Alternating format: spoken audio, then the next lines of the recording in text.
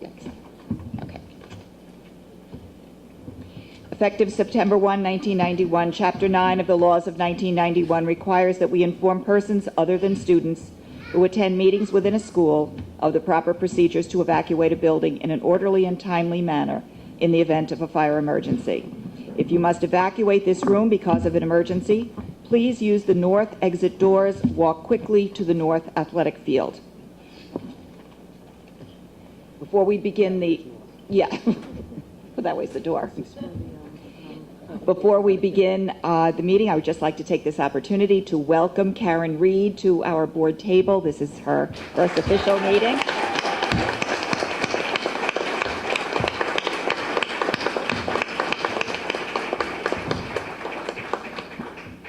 For those of you who may not realize or may not understand why she has joined us right away, that is because she is filling an unexpired term, which means that as soon as she was elected, she was sworn in immediately. Normally, our procedure is that the person is sworn in at the July meeting, but she was able to take her seat right away. So we're delighted to have her with us. All right, the Board of Education accepts the minutes of the Board of Education meetings held on May 13th, 14th, and 20th, 2014, as detailed in the Friday mailing. Moved by Mr. Press. Second. Seconded by Mrs. Rabore. Are there any questions or comments about the minutes? All those in favor? Aye. Opposed? The Board of Education acknowledges receipt of the Treasurer's Report for the month of April 2014 as detailed in the Friday mailing. Moved by Mr. Press. Second. Seconded by Mrs. Rabore. Are there any questions or comments? All those in favor? Aye. Aye. Opposed? Okay, the Board of Education approves the Personnel Actions Report dated June 11th, 2014, as detailed in the Friday mailing. So moved. Moved by Mr. Press, seconded by Mrs. Rabore. Because this involves the names of individual staff members, we do not discuss it in public. All those in favor? Aye. Aye. Opposed? Mr. Scannell? Traditionally, at the June meeting, the Personnel Actions Report, which is now officially passed, includes people that we're going to recognize for having received tenure this evening, effective for September 1. The receipt of tenure is a significant achievement. It means that the person has gone through a rigorous period of time prior to this, 2 or 3 years, depending upon whether they had tenure someplace else. These people have been observed by principals, department chair people, by assistant superintendents, by directors, and also they have all been personally observed by me as well. And it has, in fact, been very much my pleasure to have the opportunity to spend time either in their classrooms or in their rooms where they're holding sessions. You'll see why I say it that way, or in their building. Tenure is a significant acknowledgement of competence, of dedication, of commitment, and of an understanding that this is a person that we believe is going to continue to do very well for many years to come. And it comes with significant hard work on the people that are being awarded tenure. And it's not, we all know that teaching and being an administrator is not something that starts at 8:30 in the morning and leaves when someone walks out the door at 3:30 in the afternoon, but rather it represents a lot of time before school, after school, lunch periods, prep periods, lots of time with students, lots of times grading papers, lots of time making materials, many hours into the evening as well. So I'm going to read the names of the individuals. I'll ask them to stand up, and when all 5 of them are standing up, then we'll recognize this very significant achievement. We have Mr. Tim Marr, middle school principal. Go ahead. We can do it that way. Stay standing. Mr. Matthew Kuros, school psychologist.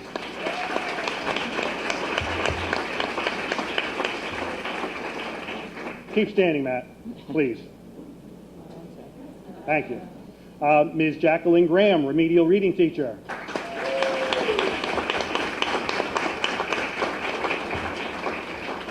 Ms. Erica Barry, remedial reading teacher.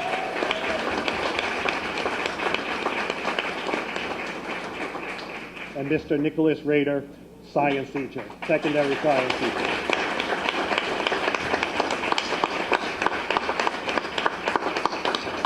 Keep standing. One of our other traditions, thank you, keep standing, please, I should say.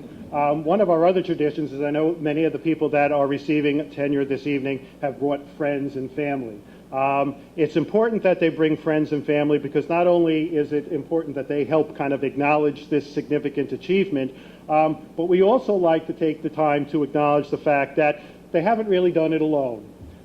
They've had a lot of help from friends and family, either listening to them vent, helping them sort papers, late night runs to Staples to get more crayons or markers or colored paper. And I know that I'm sure that there are people in the room that have been recruited to cut out letters of the alphabet and shapes of animals and all kinds of things as well.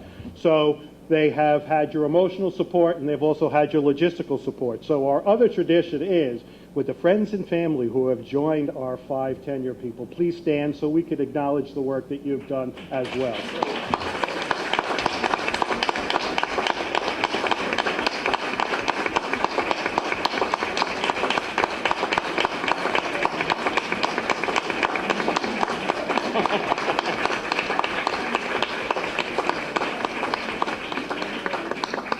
So thank you and congratulations.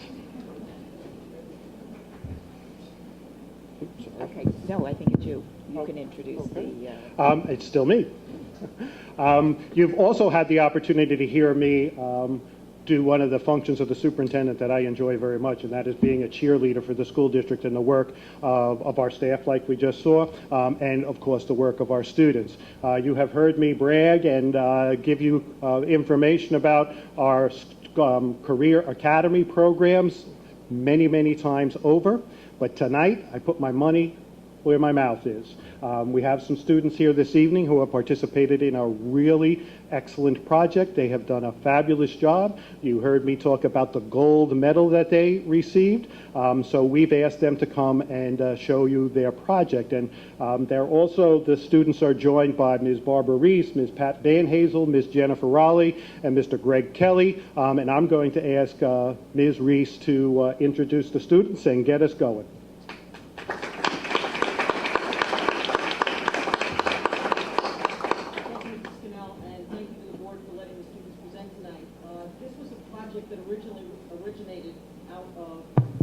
Thanks. This is a project that originated out of the Engineering RIC, which is the Regional Industry Council for Engineering, as part of Career Academies on Long Island. And what was unique about what happened here is that our students decided this was not a one-faceted project. I'm going to let them speak about it, but what they did was to decide that all 3 academies should work together. So a senior advisory board was formed. I'm going to call them up, and I'm turning the program over to them. Vikram Vishwanath, Vineet Vishwanath, Harini Nori, Wendy Markert, Rebecca Drew, Ray Vasquez, and our one and only junior who will start the program is Anish Jain.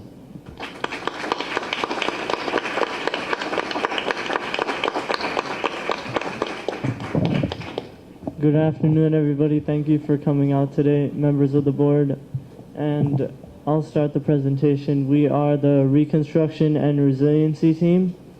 Now, what our project was based off was a response to Superstorm Sandy. As many of you know, and our community faced a lot of problems in its fallout, and our community was rendered unprepared, like many other towns and communities along the East Coast, because we didn't have a plan to combat such a force. And we sustained substantial damage that can still be seen today. Many homeowners and businesses have yet to get fully back on their feet the way they were prior to the storm, and we're still rebuilding. And what this project basically entailed, it was a request for proposal where the Long Island STEM Hub asked us to come up with a proposal to make a plan to make our community more resilient in the case of another storm. Next slide, please. Now, although in name the project is Reconstruction and Resiliency, we decided to incorporate another aspect recovery to the project.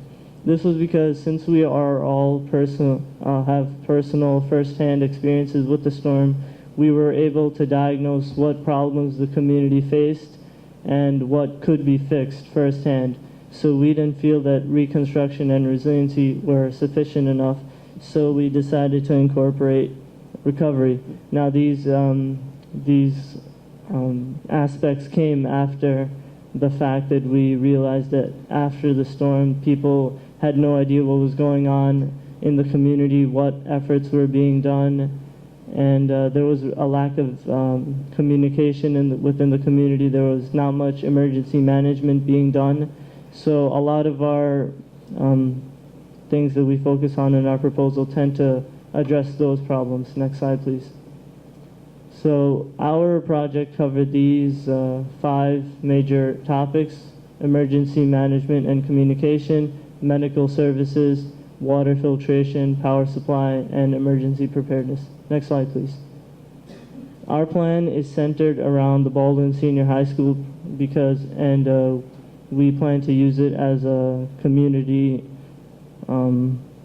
center where it would be the basis of information. We would run a lot of our projects and a lot of the response through it. It would be the center for the routes that will be run throughout the community, where there would be distribution of necessary materials and resources that the people need, because we saw that after the community there were displaced peoples and people who didn't have access to resources such as food and water. So we decided to set up points across the town where people could be reached and given and distributed. We would distribute these supplies, and we would also house people that are displaced in the high school, in addition to creating a handbook that would be distributed before the storm to give people information on how to respond in case of the storm. And we would also refit the high school with solar panels and a water filtration system. I'll now pass it on to Vikram Vishwanath, who will talk about emergency preparedness.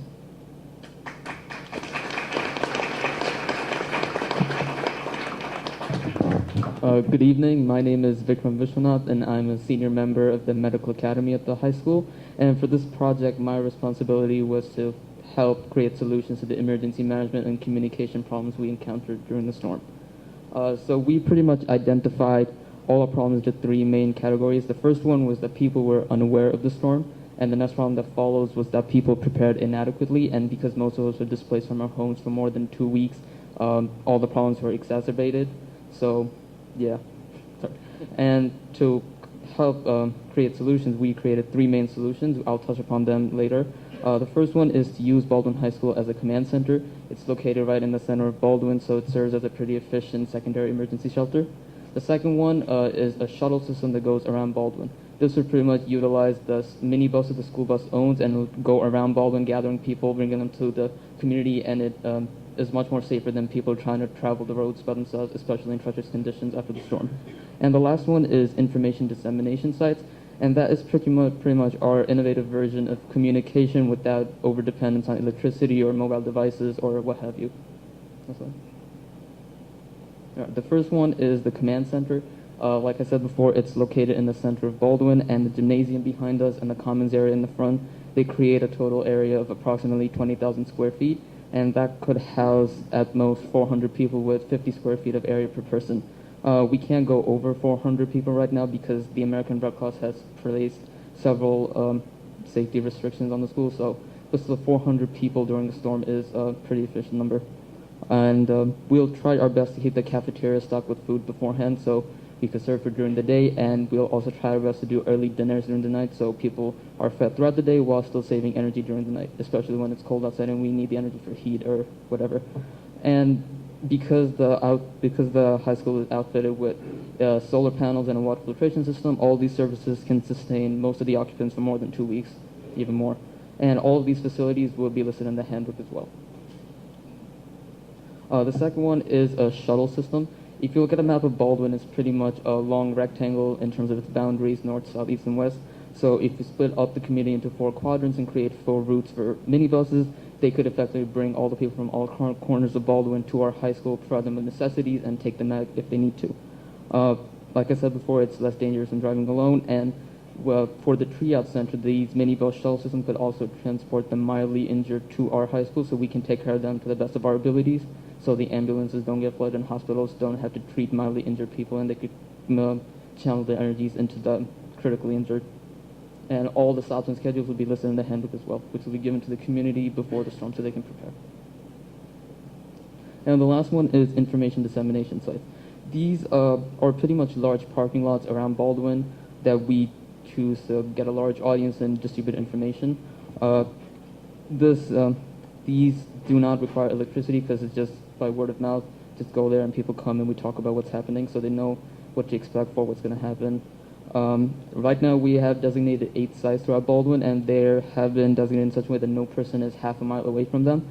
So you can walk back, get your information, go back, and all without to traverse the dangerous roads or whatever. And we will use trucks and minibuses that will go around predetermined routes, dropping off necessities everywhere in Baldwin as well as at the sites. And the water filtration system, which Wendy will talk about later, we are going to filter water here, and if there's any excess filtered water, we're going to bottle it up and send it at the information dissemination sites for people who didn't prepare in advance. And like I said before, everything previously discussed will be in the handbook so people know what to expect for. So.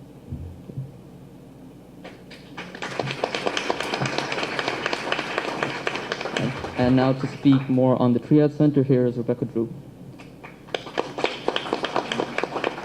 Hello, my name is Rebecca Drew, and I am a senior, also part of the Medical Academy here at Baldwin High School, and I was put in charge of the Medical Triage Center just in case there was a storm. The Medical Triage Center was proposed in order to find a solution for 2 major problems. One is hospital overflow during the storm, because most of the hospitals, because of the loss of electricity, many people went there, and also because of the high amount of injuries, the hospitals are unable to care for all the people that they tried to serve. Another is to provide medicine to anyone who might have lost medicine during the storm, and also to treat minor injuries so the hospitals don't have to deal with those minor injuries. Next slide, please. We would use the building 6 here at the high school. In rooms 611A and 611B, there's a dividing partition that opens a room of about 1,600 square feet. There we were able to take care of 16 people a day, which is about 200 people a week. The staff would be supplied by the hospitals, the EMTs, and volunteers from around the community. And supplies would come from the ambulances, our emergency stock here at the high school, anything we have down at the district office that can be sent up by the shuttles, as well as anything people bring in from outside, either donations or anything the community members bring with them. In order to provide the best care, we would, in the handbook, suggest everyone have a to-go bag, as I have set up over here, which would contain any important paperwork, copies of it, your social security card, IDs, extra keys in case your keys get lost throughout the hustle, food, a first aid kit, flashlight, something to read, or a game book or something, because if you come here, if you're displaced, you might not have a lot to do. And anything else you find important, and most importantly, extra medication. Any prescriptions that you know you're going to need in case of an emergency would go in your to-go bag. We would advise the people of Baldwin to have the most updated medical equipment on them, EpiPens. Everything should be checked regularly to make sure they aren't expired. And that will prevent anyone going to the hospitals that are already overflown to go and find medicine. So they would have it here at the high school, and we'd be able to treat anyone who can't get to the hospital or has minor injury, can be treated here and sent home or sent to our displacement site. I am now going to pass it on to Harini Nori, who's going to talk about power.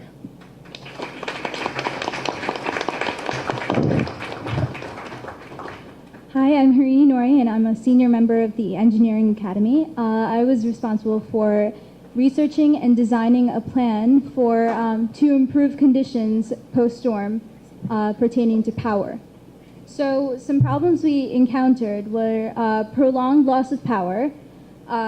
Mobile devices were unavailable for dissemination of information throughout the community, and many people lost heat and the ability to cook in their homes.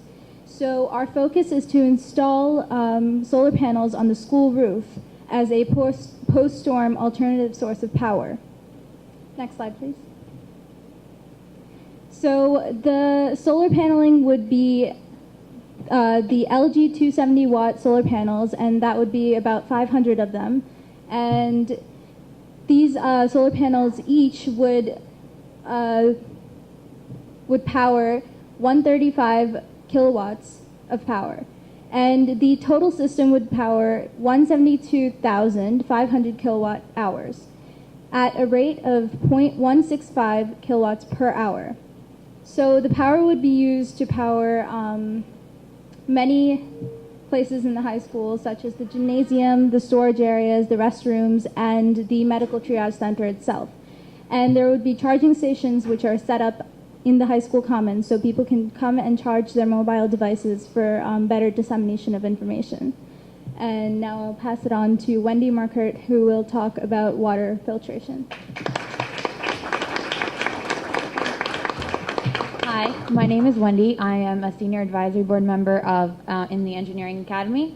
In this part of the project, we addressed the damaged pipelines and the contaminated water that we saw after Superstorm Sandy. Our focus was to provide drinking water to the occupants of the high school and as well as the members of the community. Next slide, please. We plan to install two-part filtration system, one 7,000 gallon per day system and one 1,000 gallon per day system to provide water for the medical triage center, the gymnasium, and the commons. We also plan to distribute any extra water produced per day to the dissemination sites for the community members. I will now pass it on to Vineet to talk about communication.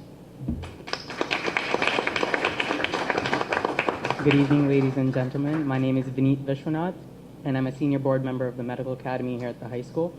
So what I'm about to discuss with you is a little bit repetitive, so I ask that you please bear with me. As we mentioned before, there is a need for emergency preparedness in Baldwin after all that happened during Sandy, and most of the problems associated with are with communication. Electronic media was inaccessible to the people after the storm because many of us had lost power for a good 15 days or so.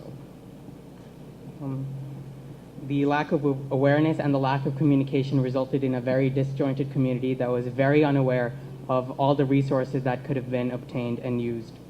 For these reasons, we need emergency preparedness. Next slide, please. Our plan is to create a pre-storm emergency handbook with the following. The first section would consist of the common myths associated with people not taking action previously in the past. So for the board members, I have provided you with a handbook, so if you could follow along, that would be great.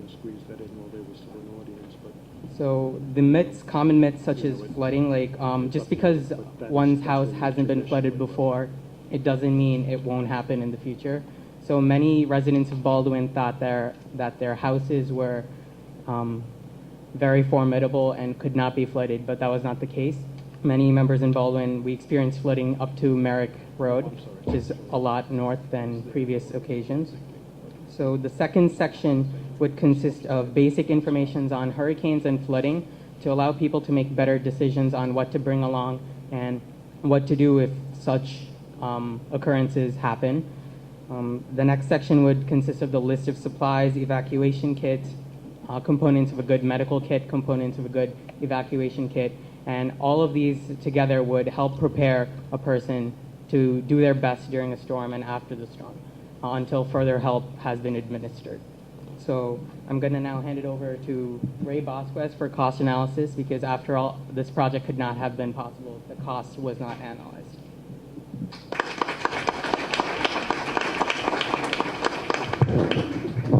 Okay, so I'm Ray Bosquez. I am the senior advisor for the Business Academy. And as Vineet was saying, in today's world, obviously nothing is free and nothing can be done without knowing how much it's going to cost. So on the screen, we have the cost analysis chart. On the side closest to the exit doors, we have each focus area that was touched upon in the project. And to the right, we have the approximate costs for each individual focus area.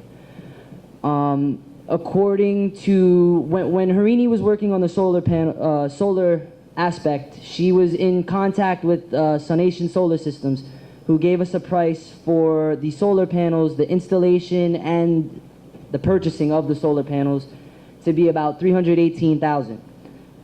As you see, we have the total cost ranging as is from $720,000 to about $740,000.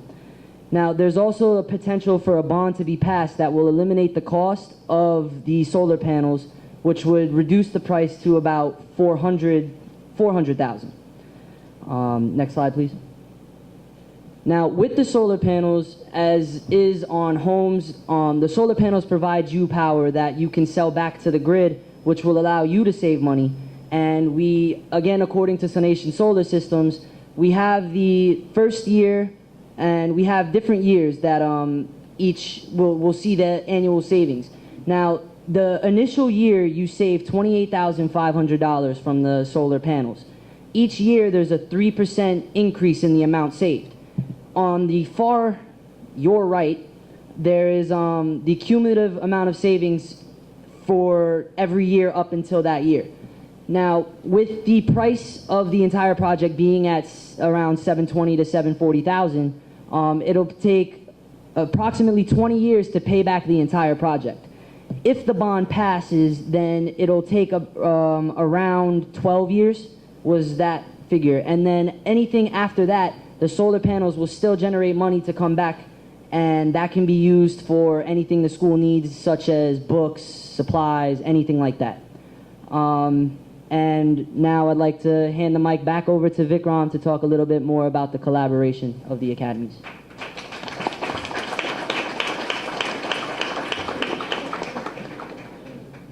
So like Ms. Reese mentioned before, we comprise the senior advisors for all the academies here, and we took on the challenge to pretty much make everyone work together to create a solution to a pressing problem. So as you can see, the medical academy was made up of me, Vinit, and Rebecca, and we pretty much handled the triage, the emergency handbook, communication, and anything else related to medical problems. The engineering academy, made up of Harini and Wendy, they pretty much handled the water filtration, solar panels, other communication problems, and anything else relating to engineering. And the business academy, which is Ray, he handled all the costs that we need to be analyzed and everything that's going to cost, and Anish provided help with various other areas as well. And directors from the district office were involved as well, because we could not have gotten all these technical information if it wasn't for the directors providing us with the information. So, yeah, next slide. And some concluding remarks. Although this is the fictional proposal, we do plan to implement some of these ideas into practice, and the first step being this presentation to the community. And our future efforts include inquiring about solar panels, because they do seem like a good idea to have on hand just in case something happens. And we also want to work with a safety and security director to create an updated handbook. We have one right now, but it pretty much just basically touches the surface as to what hurricanes are about, any flooding. So we plan to update it and redistribute it to the members as soon as possible. And if we do not get to all of these, because most of us are seniors, Anish and the other juniors next year will gladly take on. He's agreed to it, so it's fine. So all our junior academy members will try to take on these as well.